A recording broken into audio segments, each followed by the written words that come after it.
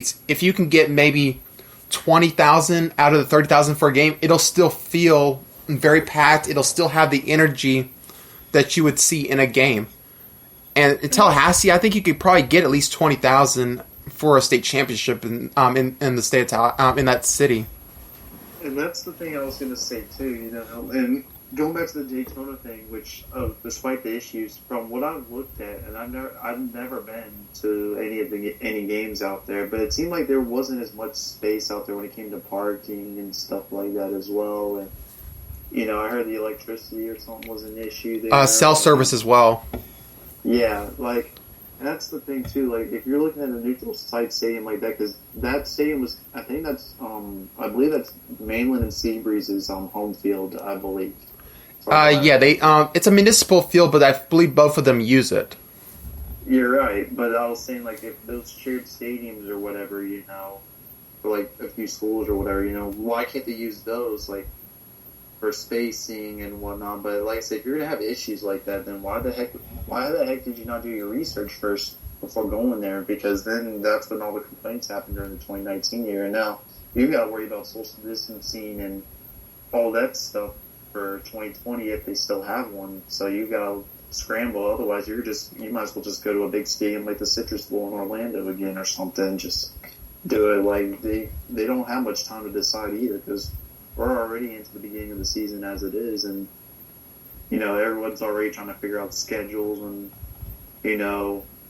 how that's all going to work. It's just, like I said, everything's a disaster right now, and it all starts with communication from higher ups and stuff like that.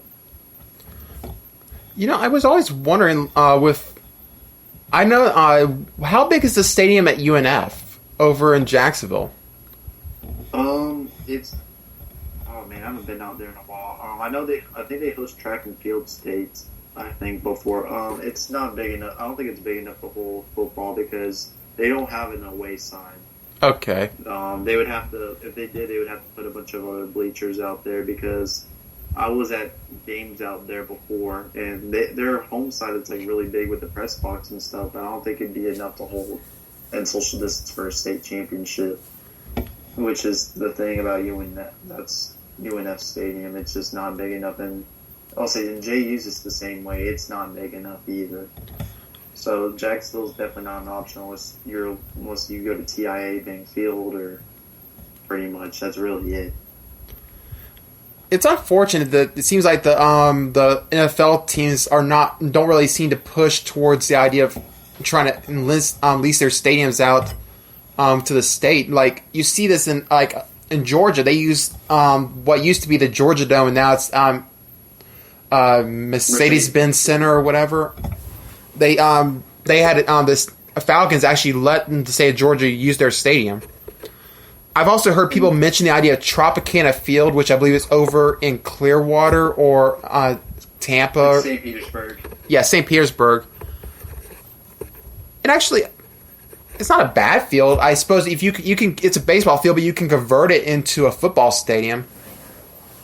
Right, and that's the thing too. And it seems like it's been a big talk in the last few years too about how Georgia's really more ahead than Florida when it comes to a lot of these things. It's been pay, hosting sites for football games. It just seems like Georgia's just more ahead than Florida is, and honestly, it is kind of embarrassing too, because Florida is like one of the most premier states for athletic talent in the whole country too, where we're considered above Georgia in a way.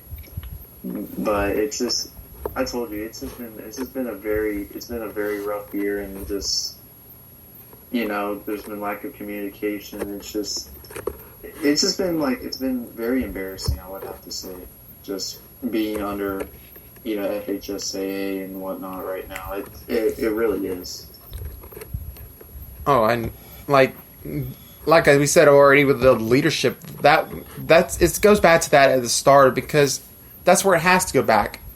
When you have this opportunity to try to show where the state's going, what the plan is, and those meetings the best they can do, like, really just don't even know what to say with it, honestly. Honestly, when South Florida starts to digest the idea of pulling out the FHA, I couldn't say I blamed them the slightest. not because of the decision to go ahead with this with playing football, despite the fact they wouldn't be able to be in a state series. That's frustrating enough. But just watching the FSA during these meetings, I was personally thinking the whole time, like, geez, can Columbia join that list? Because I would personally like to see us pull out the FSA after watching this embarrassment. Because I really think. I was going to say. Oh, wait, go ahead. Well, I was going. It really does feel like, at this point, I would probably trust the individual school boards and the individual counties to be able to manage themselves more properly than what the FSA is showing. Because at least at that point, you're making decisions based on the best interest of the schools at that point, even if it's like 67 individual groups. But at least they're building decision based on what is best for each school. And the problem is, it feels like the FCA is trying too hard just to follow what the state legislation wants them to do. And the problem with that is the people in the state legislation and the government for the state of Florida in general, they do not know what is individually best for each county schools because they don't care. You see with the public schools, they completely ignore them, they underfund them, they toss money over to school like us, academy like IMG, but then they say, well, we don't have money to give any more to the public schools. It's not they don't have the money to do so, it's they don't want to. Because to them, it's much easier to let private schools keep coming in, sign off, and be able to sign off all the best athletes or the best students or whatever. Because if you go to the private school, the state doesn't have to pay a private school to operate. Because the private school's making their own money. They don't require state funding. Like the public schools do. So for them, it's easier to underfund the public schools because they can just use that money elsewhere. So I don't trust the government in the state of Florida to do what's right by the schools. They're going to be going after what makes them the money. Yeah, and I was actually going to tell you about the whole FHSA issue in South Florida. There's actually, I say there's a good and a bad idea of why these South Florida school or counties are doing it. The good I see with it is because, I can't blame them either because, like I said, a lot of people in the whole state are annoyed with how FHSA has handled these issues. So I can't blame them for wanting to pull out, and it also should be a wake-up call to FHSA. They need to see what they're doing. Like, they need to relook at themselves and think, okay, we really messed up. We need to admit it. Let's be better than what we've been the last few months. Let's try and turn things around. But the negative side of it, which I'm more against it in a way, is it's creating more division in the state, I believe, as well.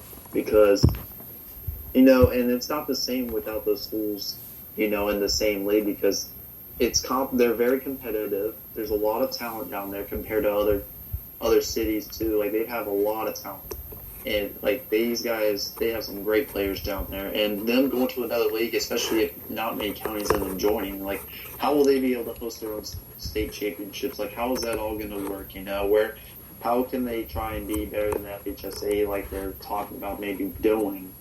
It's like it takes a lot of thinking to be in charge of an organization, and having these counties pull out. So that's just my thing.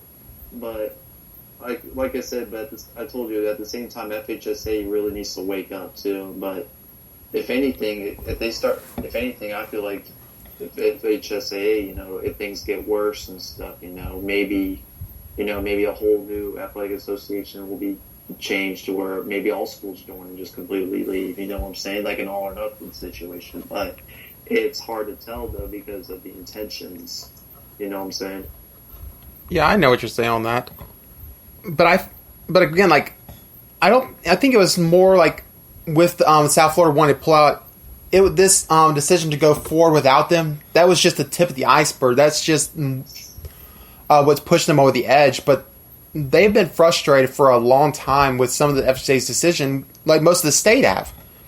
Another thing I've seen is, like, I know people keep saying, like, the South Florida High School Athletic Association. I've seen that idea on several places actually, and yet I don't like. There are more people I've seen lately that they're not just saying just those 3 counties. They wouldn't mind having counties from other parts of the state join in and build more like a second like athletic conference.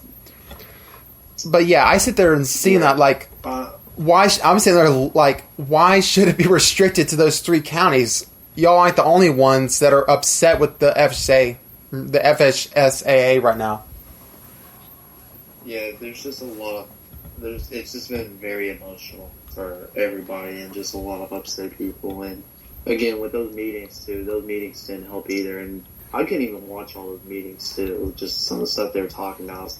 Like those meetings should have, at the most, should have been even less longer than an hour and a half or 2 hours. It should have been no more than that much for these meetings, but it just, like I told you, it's been a whole hamster wheel the whole time.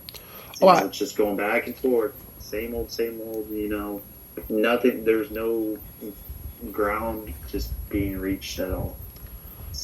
Oh, I agree. The first meeting I did about 2.5 hours, and then I was like, "Screw this! I can't listen to another minute of it." The next meeting, I listened to probably 30 minutes, and I was like, "Oh, this is going the same as before." Next, the last one I listened to about 15 minutes. I got a migraine. I turned it off. It's just frustrating trying to listen to it. I think that show probably triggered my migraine because I was probably just like, "Good God, this meeting is going forever, and it's never going to end. It's going to go on forever because that's what always happens." Yep, and when I posted on Twitter, I've had coaches agree for me in the North Florida area, whether they're head coaches or assistant coaches. I just could not agree with how these meetings were going, and just the talks about having the season maybe canceled. And I know that's the next topic we'll talk about is what would happen, like the negatives about if the season was pushed back a lot later than it already is and canceled. And that's where I'm going to head to right now, actually. Yeah, We've already spent 27 minutes talking about the FCA. I think we can move on to more of the school impact. Right.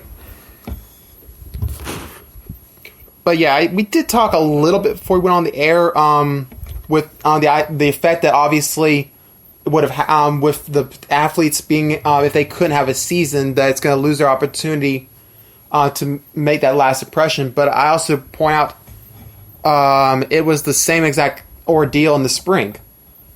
We saw that obviously, like, yeah, I get it. Football is king in the state of Florida. That's really a given. We are very aware of that, and I'm sure they point it out all the time. But when I look at it as well, that doesn't mean that they're the only athletes that are trying to fight their way to a college scholarship. We had probably thousands of athletes this past spring that had their season cut probably a month in, and they lost their opportunity to try to go after a college scholarship, and the numbers weren't even close to as bad in the spring as they are now. So it really does bug me when I see the idea that, oh, we should definitely go forward. Like, okay, fine, go forward, but if it's safe to go forward now, why was it not safe back in April? Why was it not safe back in May? And then they wanted to put out that idea of option 3 about shortening their season this upcoming year to be able to move football into November, and then just cutting the spring season down to a month. I'm like, are you freaking kidding me? These athletes in the spring, they were screwed over this past spring. They already were screwed over, and then they want to now come in and screw over another class for the second year in a row just for football? Like, and I think that was ridiculous too. That was like the worst idea probably I've ever made. Like, it's not just about football; it's about other sports too. There are other athletes that deserve to have their chance to play, get noticed, scholarships, all that good stuff. Exactly. And what it felt like to me was like they were basically saying that only football athletes are trying to fight for their future. Bullshit. There are athletes all the time in every one of these sports that are fighting their ass off to try to get an opportunity to go forward and get themselves a future. Or even if they're not playing in college, they're wanting to finish out their careers. They want to build enjoy that on these last years